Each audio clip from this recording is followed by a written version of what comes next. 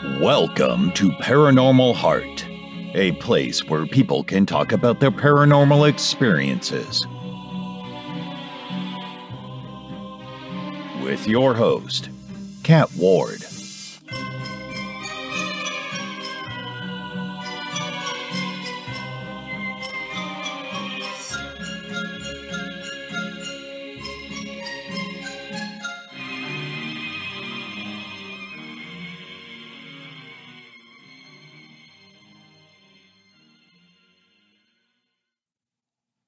Welcome back, folks, to Paranormal Heart Podcast, and happy Halloween! Folks, this episode is a little different. I'm joined by longtime friends and hosts of ParaTruth Radio, Justin and Erik. We did a kind of two-parter for our Halloween shows this year. You can listen to us here, then go on over to ParaTruth Radio, where you'll find us continue our conversation.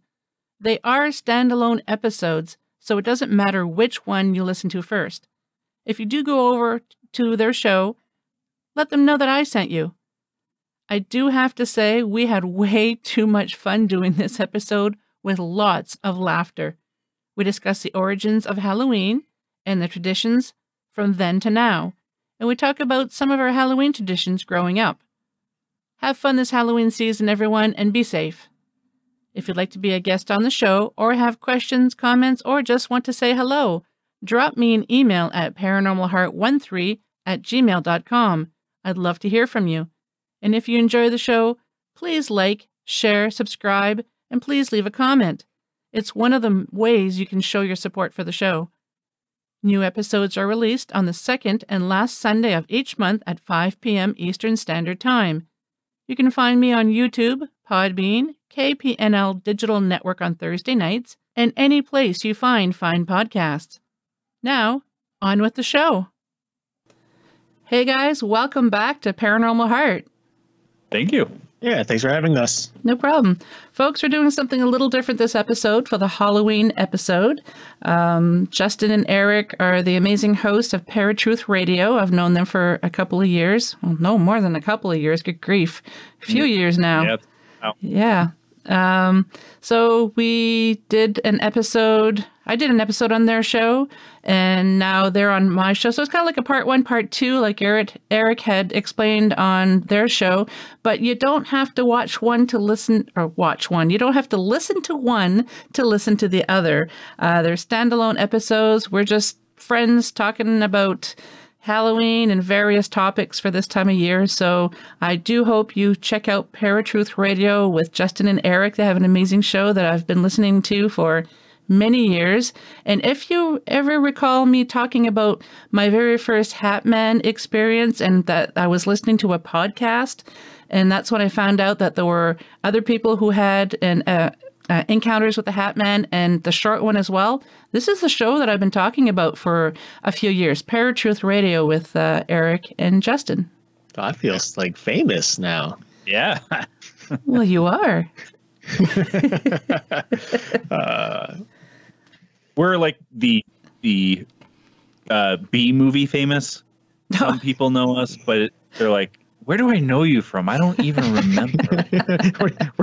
Were you in that toilet stall next to me that I was taking a crap in the other day? That was you? Your voice sounds familiar. Well, at least you get that. I never even get that. Your voice sounds familiar. So your guys are really famous. Oh man. Yeah. So as we discussed earlier, before recording, we're going to be talking about Halloween and how it originated. So it originated as Samhain. A lot of people pronounce it Samhain, but it is a Celtic word. It's Samhain, as you probably all know, but it's pronounced Samhain because it's Gaelic. So it's really hilarious that in America or English language, we want to pronounce it as Samhain because Samhain is the original pronunciation, but English-speaking people, we want to completely slaughter the language of every other society before us. So it's when we started doing research on this, we got Samhain from, of course, Supernatural, and they called it Samhain. It was actually a demon for Halloween, but when we did the research and saw it's Samhain, it's like, yeah, I would have never noticed that that's how you're supposed to pronounce it. So interesting. I found out when I was in my late teens that it was pronounced Samhain, because we used to have a place in the town that I grew up in. It was a spiritual place. They're everywhere now. You could buy crystals. You could buy books on Wicca, like on anything that's not Christian, or it's just mainly a spiritual shop. And it was a first of its kind in my town. So I used to go there and get books on Wicca and a whole bunch of stuff. And you could get incense. And that's when I first found out that, no, Samhain is not pronounced Samhain. And I'm like, what do you mean? That's how it's spelled. Right. And then it's like, no, it's Celtic. I'm like, oh, okay. The MH is silent. Yeah. It's pretty neat, like you said, how we tend to butcher other languages. Yeah. So I guess Samhain, it's really, the more that I read on it, especially recently, there's things about it that I didn't really know. I already knew that it was for celebrating after the harvest, and I knew that Druids and pagans would dance. Well, the reason why they always associate witchcraft with brooms is because they would ride the brooms and try and jump as high as they possibly can in hopes that they're going to have taller crops the next year. And but I didn't really realize that it was also a big celebration, that the town would get together with the Druid priests and they'd have a great big community fire, and they would use a wheel, and that was that would spark flames from it. And that was to represent the sun, apparently, which, have you guys ever heard anything of that? No, it's new to me. I came across it in the research too.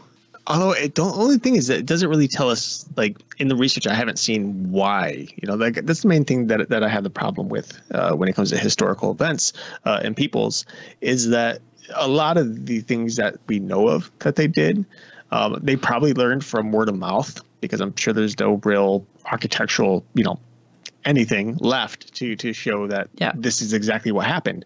But it's still really interesting. Like I wonder like why it represents the sun. Like what is the significance of the sun, and how did that like basically go along with their faith and their prayers? Ooh. Okay. Ooh. Okay. You know, Justin. You. Well, the sun represents life, and during the fall and winter solstices, the sun is starting to not be around as much. So they're trying to bring the sun back to bring life back to the world. Let's see. Look at our smart little boy over there. Oh, so proud. All grown up. Book smart and stuff. That's why I have him on this show. This show? I'm saying our show, ParaTruth. I have him on, but you know what? I brought him here too to make us, look a little, I guess, dumber in this case. My listeners are very intelligent, so they already knew what you meant.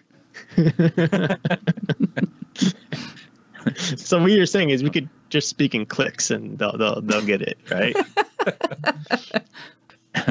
So speak in Gaelic. Yeah. Well, I do have a lot of listeners over in the UK across the pond, so I'm sure some of them speak Gaelic. Oh, I'm sure. Yeah, absolutely. So I was looking through an article from history.com for this. Did you know that there's monsters associated with Samhain? Yes, I do.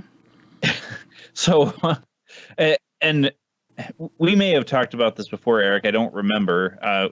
I think we brought up a couple of them, but Sids, which are fairy folk, something that you've brought up to me recently, Eric, the Dullahan, that's associated with Samhain, and we can definitely get more in depth with them. But they're impish creatures, usually headless, riding horses, and a death omen. We've talked about the puka, which is a shape-shifting creature, and Lady Gwyn, which is a headless woman. Not Pika. That's short for Pikachu. We're talking about the puka. Puka. I thought you did say puka.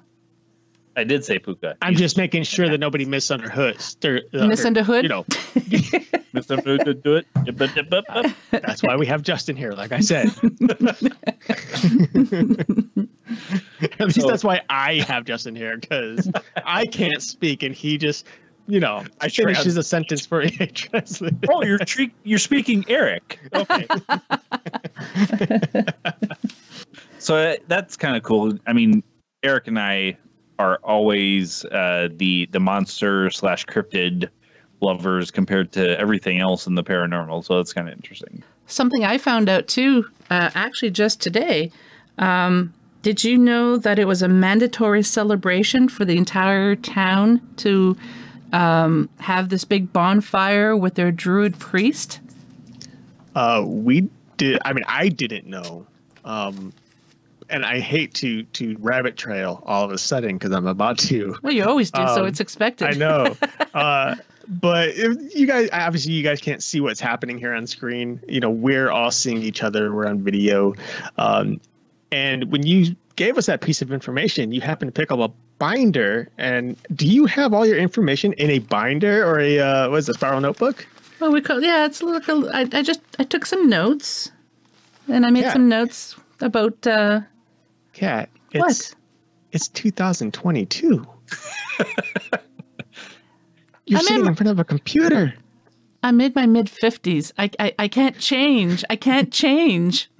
Hey, that's how I started writing my books, because then I have a first draft. Oh, and it would be worth something someday, if not already. Besides, Erik, if the power goes out, and it does happen here, I still have my notes. Huh? But you can't do anything with them because the power's out and you can't share them. Well, what if it's daytime? I can still see. Okay. I'll slowly climb out of this rabbit hole and bring us back to the topic of Samhain. It's somewhere up there. It's somewhere, yeah. Going past all these teacups falling down on top of me, and there goes a white rabbit.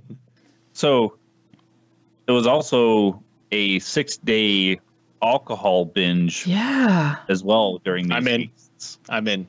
Let's do this. I mean, we're already doing it, so we'll keep going for 6 days. Yeah.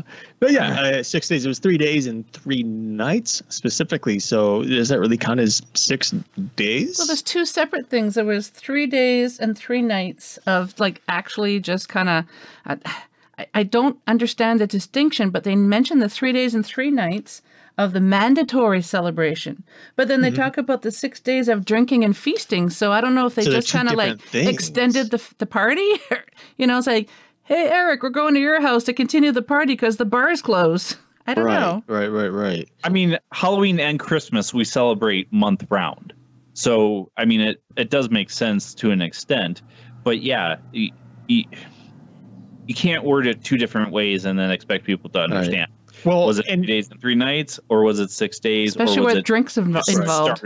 Right. Well, but also, I do want to mention this because reading this, they're saying 6 days of excess, various beers and meat and whatnot, and of course a ton of food.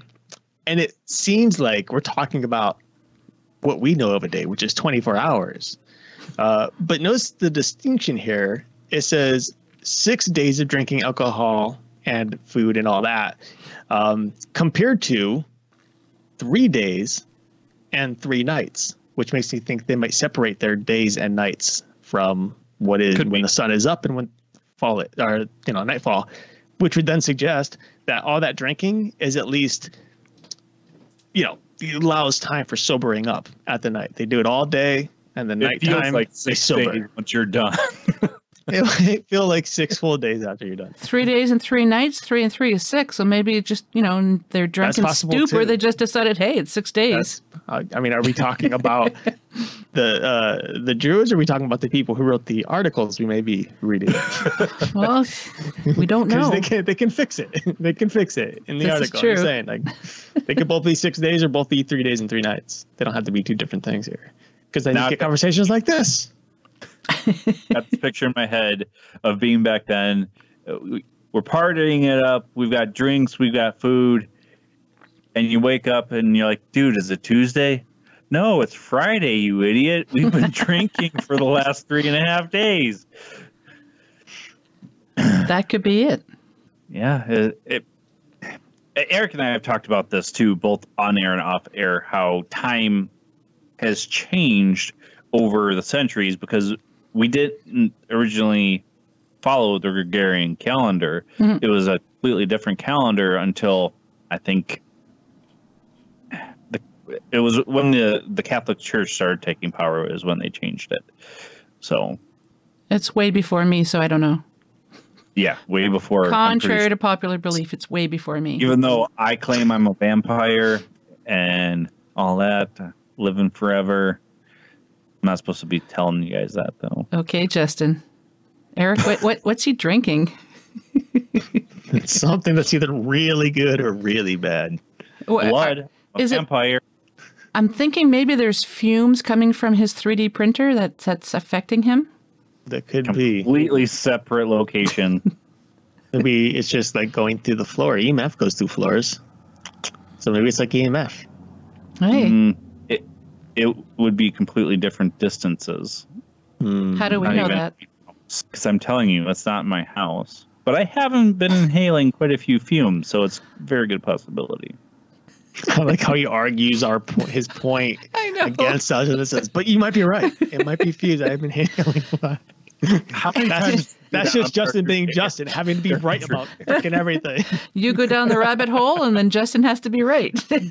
I go down the rabbit hole. He has to pull me back up. Yeah, that's how it works. That's what's happening here. Eric, shut up. It's this. No, you're probably. Anywho, something that I found interesting too about the ancient Samhain was not only was it a mandatory celebration that if you did not attend, that really was not a good thing for you and the town because they feared that the gods would strike you and the rest of the town with illness, disease for the crops and everything. And something else that I found really interesting too was the communal bonfire that they had with the Druid priest. They would take that and bring it to their homes afterwards, and that's what they would start their hearths with to show the new year type thing. I didn't actually know that. Well, I mean, look at all the other societies in history, though, too, that thought it was a bad omen to do certain things. Yep. I mean, it makes sense to me just because a lot of societies, whatever festival they were having for good crops come spring, the following year, it was a bad omen to not do certain things. Yep. Eric, anything to add to that? No, I mean, I didn't know it either. So that was definitely new information for me as well.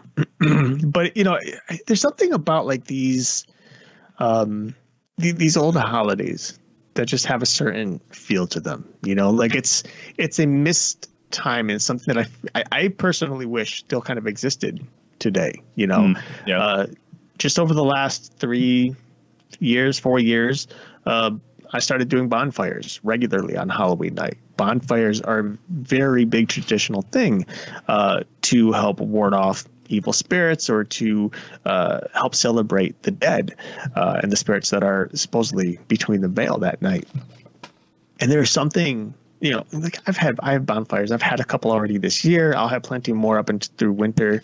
But there's something about having a fire on Halloween night and just looking at the stars and feeling that atmosphere, that spirit that always happens to exist around Halloween. And it's I wish that kind of stuff was just around more.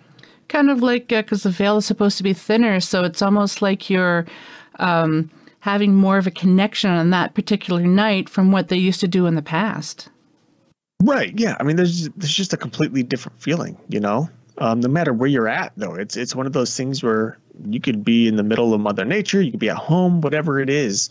If you just stop and listen, to me, it's just a different frequency. And that, I don't know, that could just be, a sensitive thing or something that I just grew to appreciate and have kind of created myself. But either way, it's something that I definitely enjoy every year. Which brings us into Dumb Supper. Oh, I was just thinking of, are we looking at the same, did we look at the same website? Probably history.com. Yeah. Wait, did you say, what was it called? Dumb Supper. It is Dumb Supper. Okay. I'm not going to, okay. Look, you guys know I might see things differently than other people. And sometimes it's almost always negative. As part of my OCD. What did you understand he said? All I heard was he started to speak exactly like right after me. I thought he's trying to share, add on to it or something. And he started with, also there's dumb. And all I heard was dumb. I was like, what the frick, man? I know you call me out on air, but like that? Like, come on. No, it's an actual thing, apparently. I don't think we've covered this, so that's new to me. It's just the term. It doesn't have anything to do with anything. It doesn't explain why it's called Dumb Supper.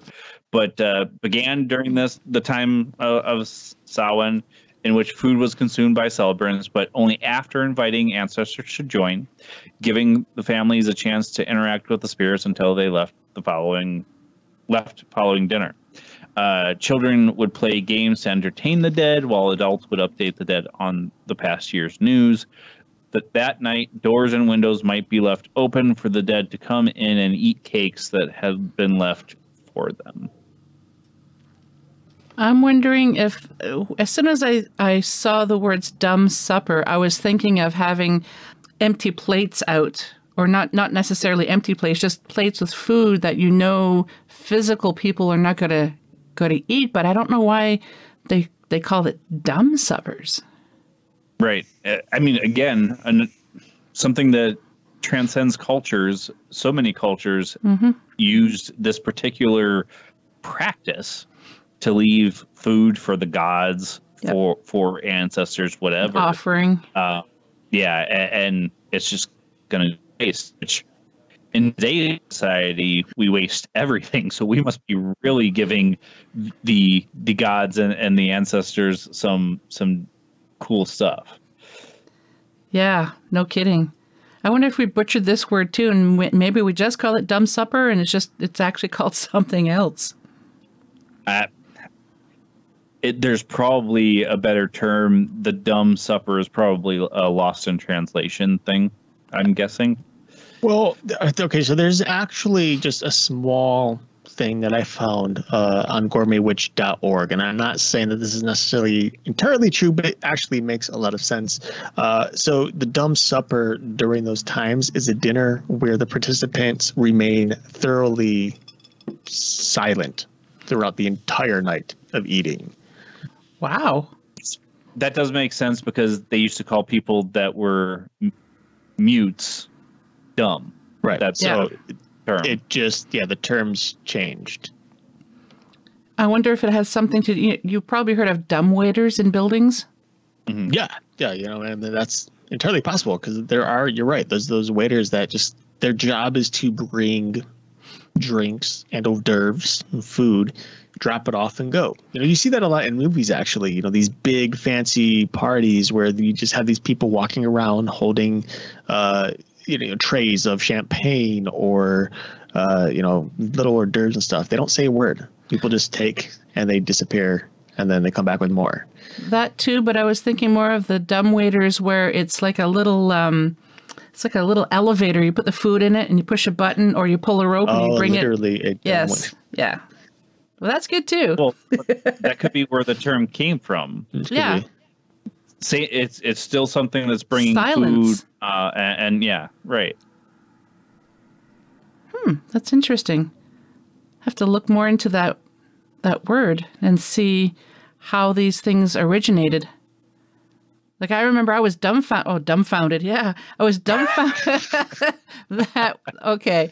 I literally was dumbfounded when I found out several years ago, when you say it's pitch black, didn't know pitch was an actual thing that they would put on ships. And it was black, like a thick tar. So it's interesting how words evolve. It is. And I don't know why I have an idea of why they evolve and change and stuff. But I think the majority of it is as time goes on, whoever makes the decisions as to how to change these, words, they tend to see more appropriate definitions that may be broader overall through, to help prevent language barriers and stuff like that. So I think the majority of the world understands dumb the way that we think of dumb today, which is more or less a children's insult nowadays. So I think that is certainly one possibility. Otherwise, it's just another, I don't know, maybe dumb in one language is different in another, and they whoever wanted to change that for one reason or another. Yeah, I used to know someone from South Korea, and I said something about, I think the word was butt, like that you sit on, and he kind of laughed, and I said, "Oh, what are you laughing at?" And he says, "That means," or was it the other way around? Oh, no, that's what it was. I told him that a friend of mine wanted to be a model, and he laughed. I said, "What's so funny?" He says, "Model in Korean means your backside." And I was like, "Really?" So, yeah, pronounced just slightly different, obviously, but right. It's just, it could be a case like that. If memory serves, that's how the conversation went. So anyone listening to this who actually speaks Korean, my apologies if I got it totally wrong. We apologize. Good cover. Yeah. In mid-50s, sometimes the brain doesn't work as it used to. Maybe I didn't even have that conversation. I don't know. Now you're stretching. In 40s and late 30s, it's the same way, so don't feel bad. It gets worse. No. Oh, no. Oh, yeah, the fun starts. So it's neat, too, since we're both on the same website, it's neat how the Christian Samhain, they tried to put a kibosh on celebrating that pagan celebration and tried to change the date from October 31st and November 1st to May 13th and call it a fire festival in October. Instead of calling it Samhain, it was a fire festival. But that didn't, I don't think that lasted very long.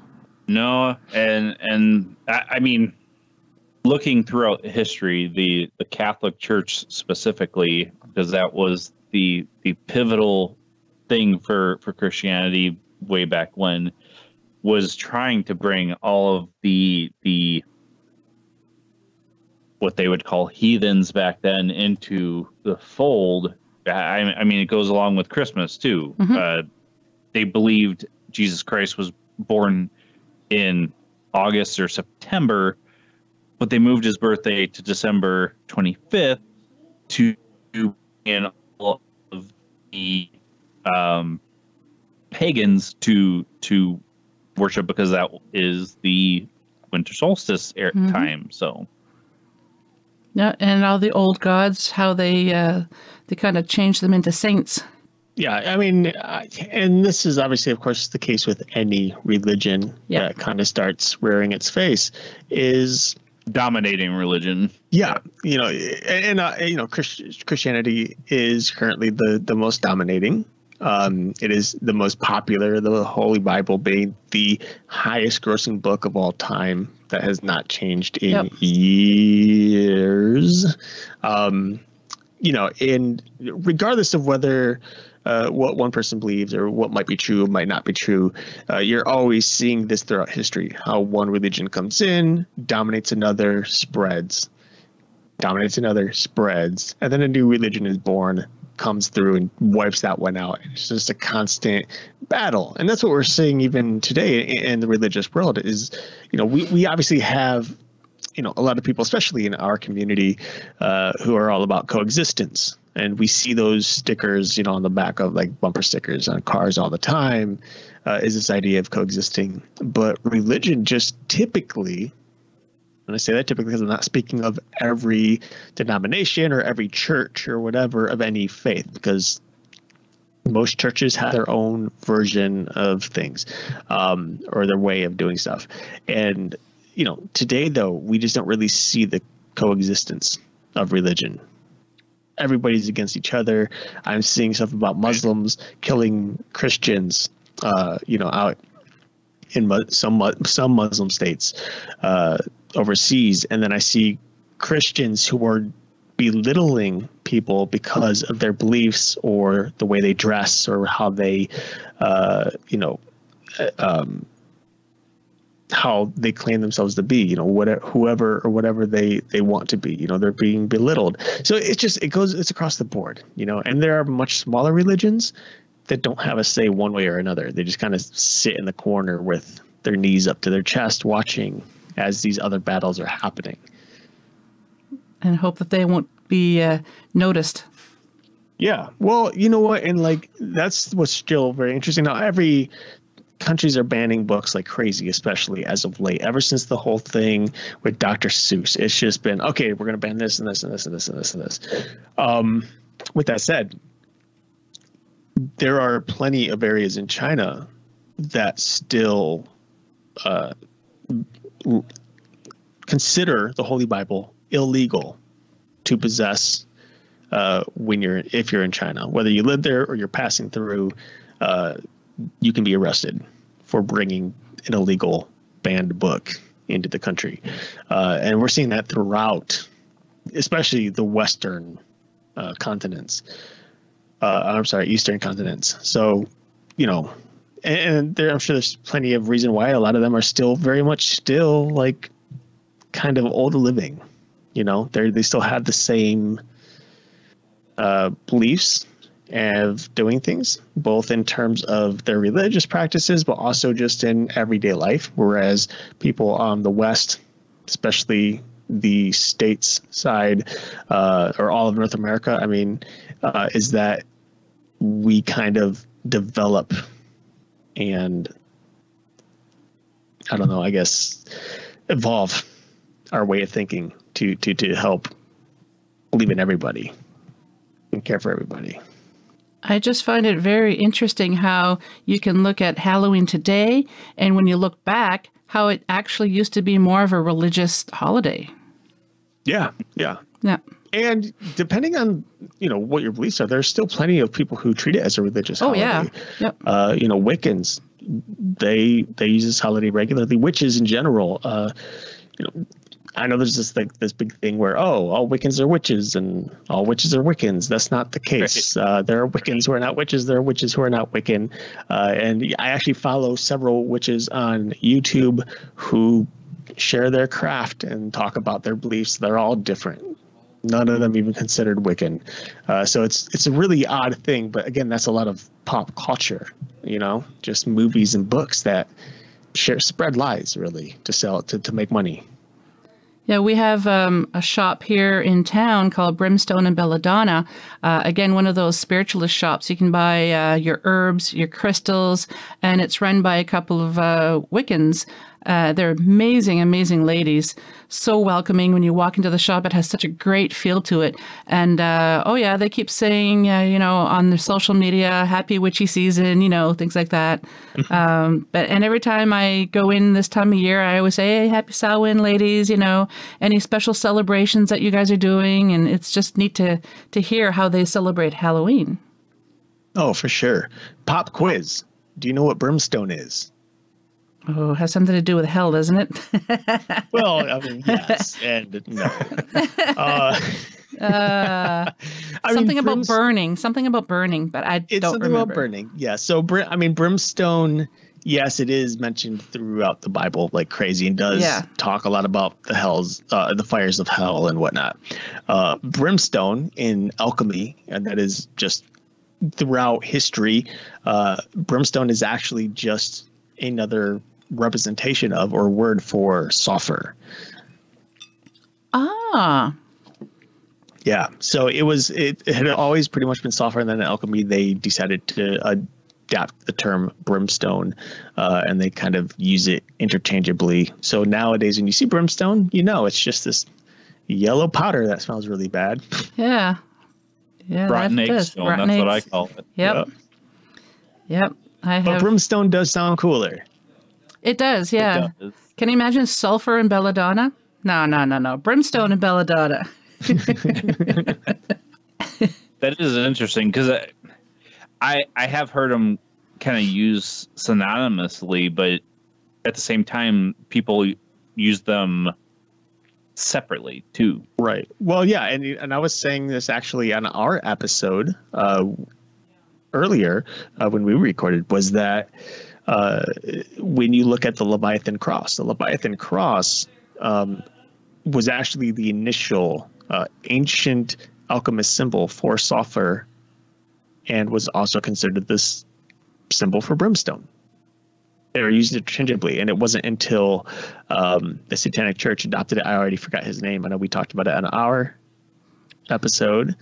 Who established Anton LaVey. He adopted the sulfuric symbol, or the Leviathan cross, to represent Satan and Leviathan, which was often in the Bible, or is often in the Bible, communicated as being a version of Satan, this giant serpent-like creature. So, yeah, it all kind of ties in, and it's really interesting.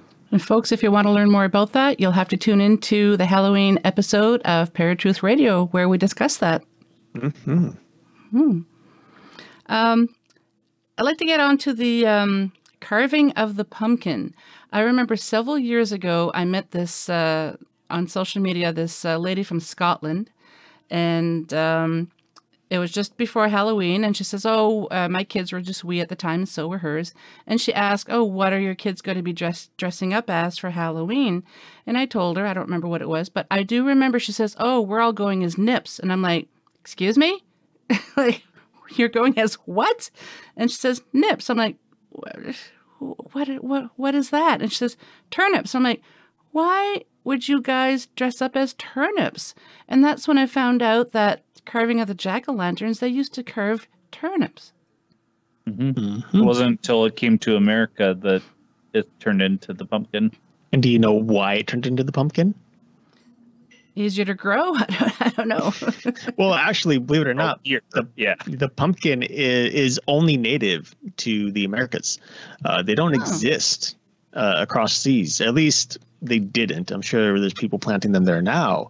But because they were native, people started to realize they could draw bigger faces and possibly ward off more evil by using these bigger items that were very easy to hollow out. Because they were already hollow things, and they were big.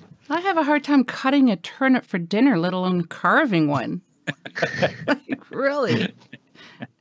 They must have had some pretty sharp tools back then to be able to carve turnip. Yeah, and going door to door, I find is pretty interesting too, because the kids would sing songs to the dead, and they would get cakes as payment, because if the townsfolk didn't know the children would be costumed, if the person whose house they went to, if they couldn't tell what neighborhood kid it was, then they'd give them cakes as well done, great costume. And that's kind of neat how that kind of evolved into us getting all this junk food now. Mm-hmm. Mm. Kind of evolved the thing for singing Christmas carols too. Mm-hmm. Something we should bring back for Christmas though is telling ghost stories. Agreed. We did an episode on it, actually. Yep, I remember. A few years ago. Yep. Actually, there's a lot more people talking about that now, so maybe the tradition will come back. You never know. Or they heard ParaTruth Radio, and they're like, you know what? ParaTruth Radio is right. That's probably where it was. Yeah, that has to be what it was. Silly Justin. We know that's true. We know it's true. Silly Justin. Tricks are for kids. Why do I all of a sudden see you with big rabbit ears? Because that's our mascot. Oh, that's right. Totally forgot. Oh, yeah, that's brilliant. Oh, is that why that's your mascot? Because you really like tricks and you had to put like a paranormal look to him? No, because we rabbit trail all the time. Mm-hmm. Yeah. That's true. We do rabbit trail. That's why we got our cool little mascot. This is very true. We jump all around. Sometimes it's paranormal, and sometimes people turn us off because they're like, this isn't paranormal. Right. Oh, they're done talking about ghosts. No, we're done. We're done. So regarding jack-o'-lanterns, I mean, you had learned that they were once originally turnips. And being that the jack-o'-lantern is American, the American jack-o'-lantern, or is at least of the North America, it basically has its own story. Like America has its own story about the jack-o'-lantern. I don't know if does Canada have their own story, or do they follow maybe the American story or anything like that you know of? Do you know the story? I'm pretty sure we follow the American story, and I can't remember what the story is. So please enlighten me. Okay, so I mean, I'm going to keep it pretty short, so I'm just going to kind of give the synopsis here. But basically, there's a man named Jack. He found himself, after he died, he found himself barred from both heaven and from hell. But the devil took pity on Jack, giving him an ember of coal to light his turnip lantern as he wandered between both places for eternity. And that is what really inspired the name Jack of the Lantern, or Jack-o'-lantern, because of this guy named Jack who ended up with a lantern. I had found that story out a few years ago when I had the crypto guru on for my Halloween episode, Ron Murphy, and he mentioned that, and I didn't know the story about Jack at the time. Oh, okay. Yeah. So hey, you know what? And they say you can't teach an old dog new tricks. I know, right? You can teach me new tricks. I just forget. Yeah, your listeners are gonna be like, "Oh, this dude's an asshole. I'm not gonna listen to their podcast." Person, Eric, you're a horrible person. It's fun and games. You've known each other for years. I know. I'm just joking. Yes, and I'm gonna cry after this. God. Oh, thanks. No, I'm kidding. I thought you were my friend trying to help me make it better, but no, she just throws me under the bus for it. No. I love you guys. Yeah, I don't even know how many years we've known each other, but we always jab insults at each other jokingly and kibitz, it's all in fun. So do not send Eric hate mail. Please don't. And if you do, make it really, really, really, really good. Well, maybe you want hate mail. Would that be the only mail that you get? Oh. I mean, any publicity is good publicity. Good publicity. I mean, I will admit that pretty much any guest that comes in through our Gmail account is always directed toward Justin, but that's because he's the one who does all the work on that side, producing, bringing in guests. Minus one that I reached out to myself today. Actually, Eric did find one in Salem, so yeah. Oh, nice. I found somebody in Salem. I talked to him for a while, and I was like, "Would you be interested in coming on?" And he's like, "Yeah, welcome." So it's pretty cool. It'll be a fun episode. It's actually so when I was there, one thing we didn't talk about on our show was that I stopped by the Ouija Museum of Salem. This guy named John, he has been collecting Ouija boards since the 90s, and he decided to open up his own museum, and it dates everything from the earliest of Ouija boards. I keep saying Ouija because it's actually pronounced Ouija, not Ouija, right? Like how we do it. Yeah. And so now I'm trying to say Ouija and it's screwing up the words after that. But he has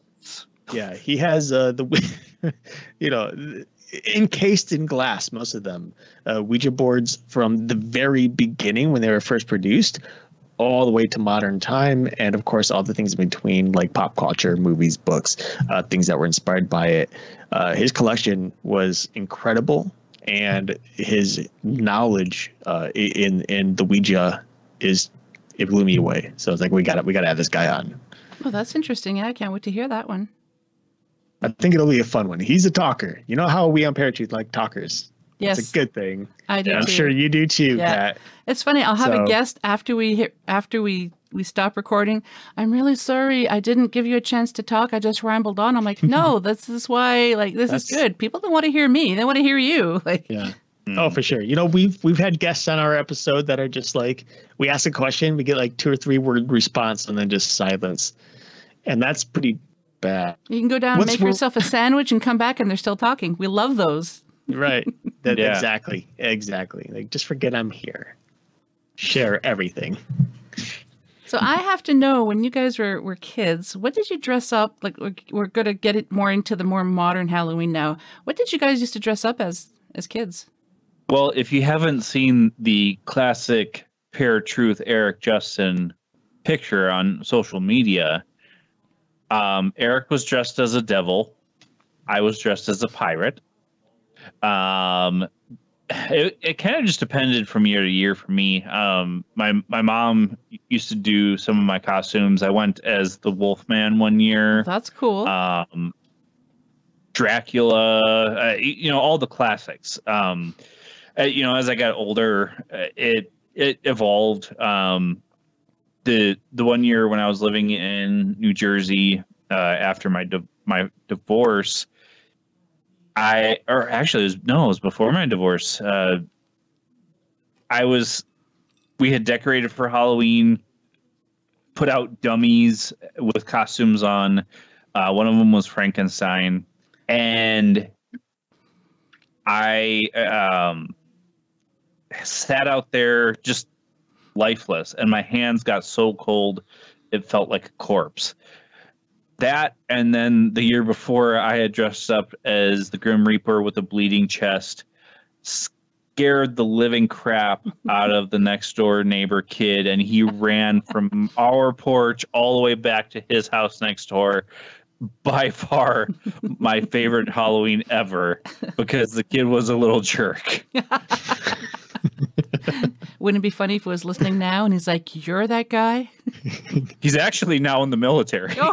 Oh, so he has access to weapons too. That's great. Yeah. Probably special ops, so you don't even know what's happening. That's true. That's funny. But yeah, it kind of evolved for me. I'm sure it's the same for Erik, but. Yeah, I mean, obviously, yeah. When I was really little, I didn't dress myself. I didn't know how to. So I was basically whatever my parents let me be at the time. Every day, you didn't know how to dress yourself, or just for Halloween? I mean, I was a child. We have just talked about his intelligence and how I bring everything to the... Oh, screw you, Justin. For those of you who don't know, there is a reason why the original Night Stalkers broke up and eventually became ParaTruth. Totally kidding. Justin was a jerk to Erik, which is why I'm a jerk to everybody else. Oh, and folks, for those of you who don't know, Justin and Erik are family. We are. They are blood. Yeah. It's sad. It's harder to kick him away. Blood and it's kind of an interesting thing. Yeah, for sure. So for my costumes though, I've been everything from like the Terminator with the glowing red eye to the Riddler, vampires, werewolves, so on and so forth. I always try to go scary. I always like scary, but there is one costume of all the years I've been doing this. I've dressed up almost every single year for probably the last 36 years. And the best costume was a Velociraptor. It was handmade, full suit, had a huge long raptor tail on it, had the stripes, the color in the eyes, and the hood was this giant head of the raptor. It was handmade by my late aunt, Lenore, and I know it's still around in a trunk at my parents' house somewhere, but it was by far my favorite costume because I loved dinosaurs growing up. Me too. I had my whole room. I mean, you can't really see anymore because it's dark back there, but there's these shelves in my studio right now, and the shelves that I currently have like Funko Pops on used to just be a whole line of dinosaurs, and then I used to have like dinosaurs, on the nightstand and then under the nightstand in big boxes. I loved them. So, yeah, that was the best costume by far. in terms of at least scaring somebody, I do have one story as well, which I also is very dear to my heart. I dressed up as a werewolf one year, just the mask and, the typical like plaid shirt and jeans, and I was sitting in a chair just lifeless. And this girl, I don't know how old she was. She's probably like 15, probably 15, 16. She comes up and she's hesitant. And she knows I'm not a dummy. I mean, not that kind of dummy. I'm not fake. So she like keeps mentioning it to my dad, who's passing out the candy, and she's telling friends, no, he's real. And like she slowly leans in and pokes my leg, and she's like, yeah, I knew it. He's real. And then everybody just kind of chuckled and it went silent. And then I jumped up and she like screamed at as loud as she could, booked down to the end of the driveway as I chased her halfway, turned around, slowly started walking back. And when she got to the end of the driveway, she had to try to, push me a little. And she's like, you would never catch me, Mr. Werewolf. So I turned around and I chased her literally a good 300 feet down the street.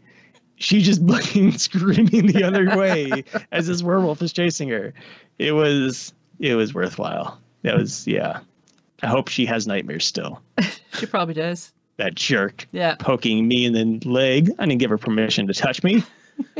Now, what would have been awesome is if you would have been like, and we've been together to this very day. Oh, geez.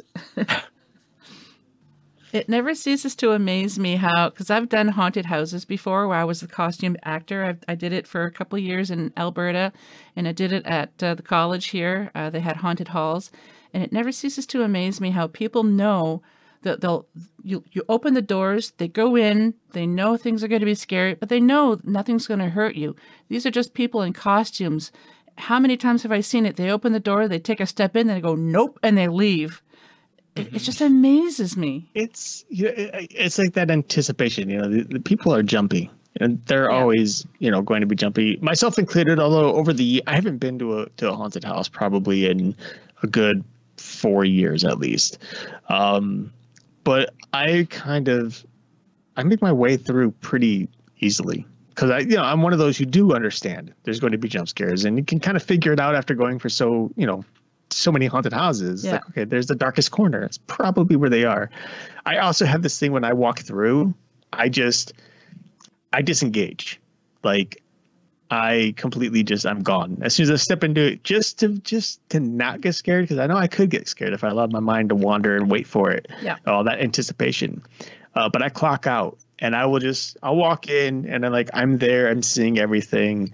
But emotionally, mentally, I'm just like, there's ponies and unicorns flying outside, and have this little musical happening, but it doesn't scare me. This one year I went through an entire haunted house, completely fearless, not a problem whatsoever. Had to drag my sisters out who are kicking and screaming. I walk over to the exit and there's this little rail, like it's a little tiny bridge over some extension cords. I step on it. I turn around to because they all stop hey, you guys coming? And the entire thing just drops to the floor, only about 2 inches. But 2 inches when you're unaware, that's a far distance. And then you hear the loud as the hydraulics disengage. My heart jumped into my mouth and I got scared. Really. Did you scream like a 6-year-old girl? I did not, but I was like, oh my God. I just went through. I was there for that. That was the 7 layers of hell. Yeah, it was. Yes. It was the 7 layers of hell. And that 7th layer got me with a damn bridge that dropped 2 inches. I made it through the rest.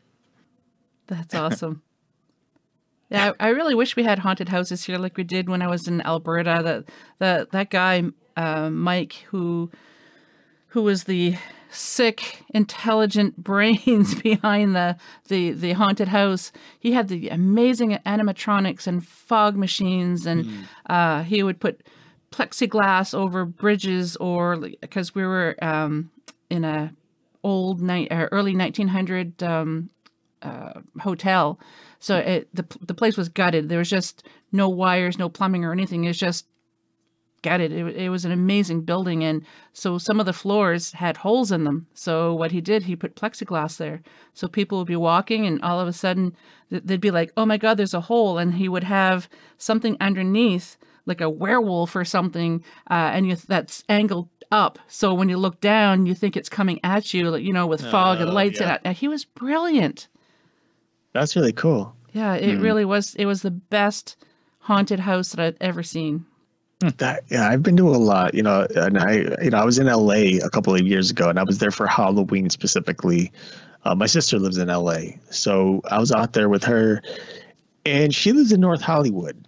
So this is where a lot of the stars live, like right around the corner, Steve Carell from her house. Demi Lovato used to live a block over. But Halloween there is just crazy because a lot of the people that live around her are art department people. These are people who create monster costumes, and they bring their costumes and then place aside, these giant suits of all these various creatures from movies and whatnot. And it's really cool. Like some of these people have fire blowing up behind them, and it's just like there's pyrotechnics and all this crazy jazz because everyone over in that area is like a millionaire. And it's pretty exciting, but it's crazy. Like there are so many people, even walking in the street, like it's just a crowd. So that's not a good thing, but the rest. That would be amazing to see. You check out a Hollywood Halloween. Ooh, just came up with a movie name. I was thinking the Hollywood the same. Halloween. Hey, yeah. Make the movie. Yep. Come up to the Ottawa Valley. I have to because this is the second time I put something out on air just tonight, and I'm really disappointed that both are taken. So that just means that you and Justin have to come up to Canada to the Ottawa Valley, and we'll have to make a movie. Sounds good to me. Yep. Yeah. What's your favorite candy? Oh, that's a hard one. I Halloween love candy. I mean, well, yeah. I have to explain things to you sometimes, so. That's touche. That's fair.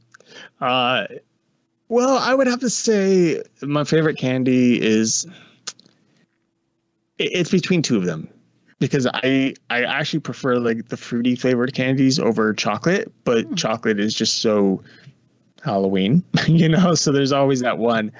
So for the fruity candies, I would have to say that I'm very particular toward things like either just good old fashioned Skittles or maybe a pack of Sprees, because I don't get those very often.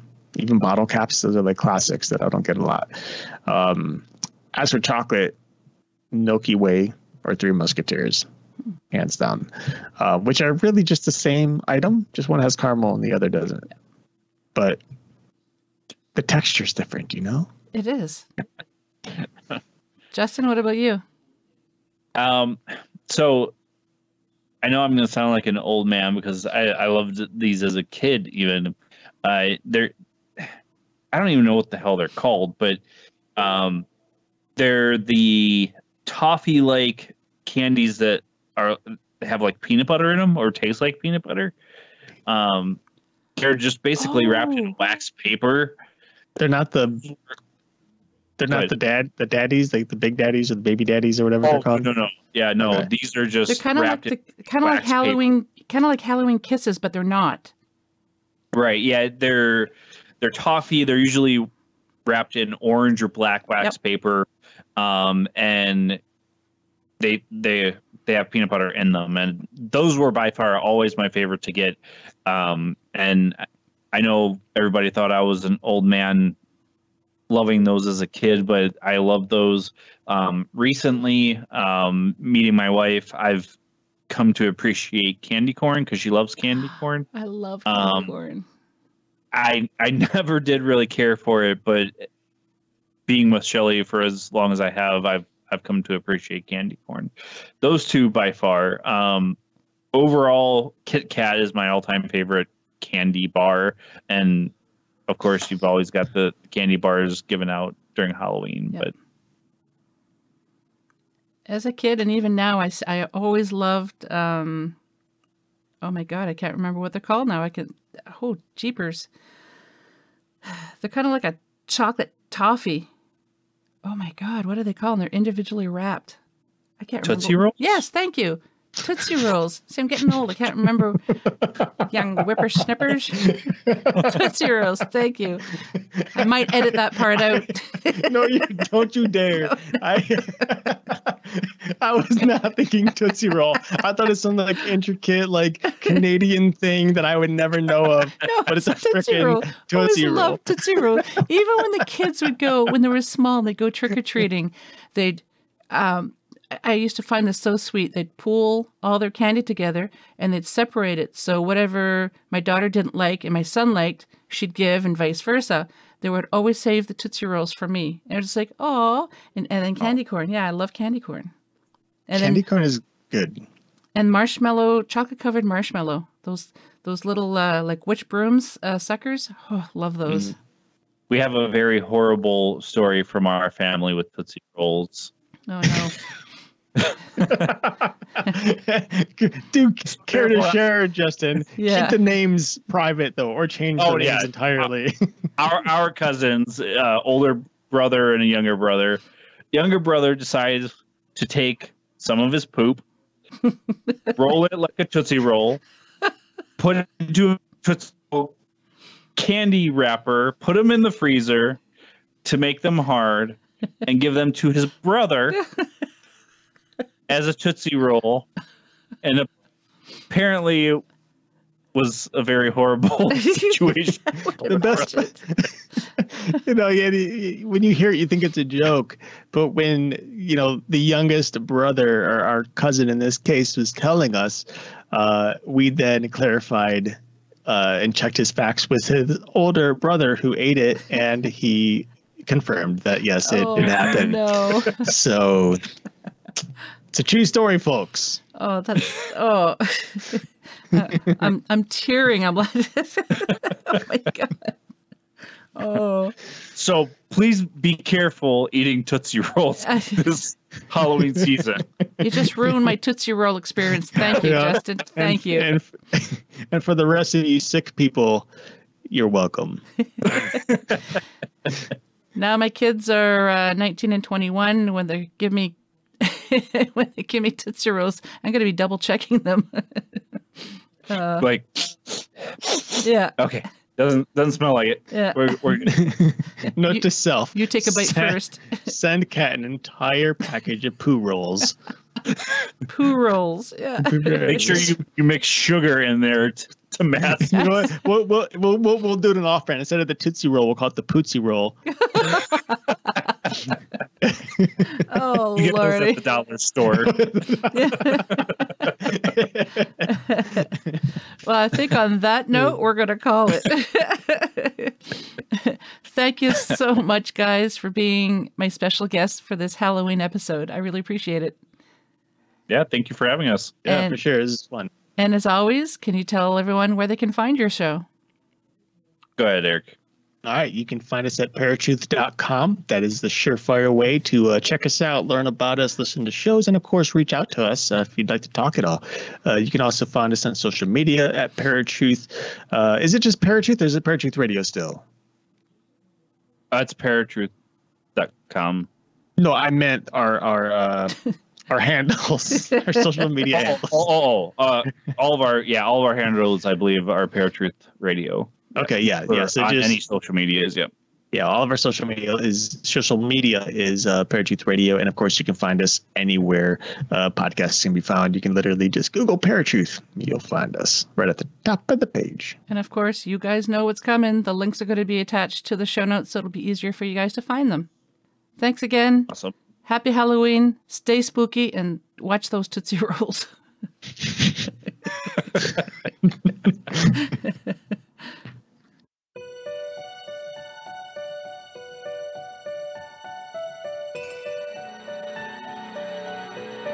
Well, we've made it to the end of another episode. Thanks so much for listening. Until next time, take care of each other. And if you'd like to be on the show or have questions and comments, just drop me an email, paranormalheart13@gmail.com. I'd love to hear from you.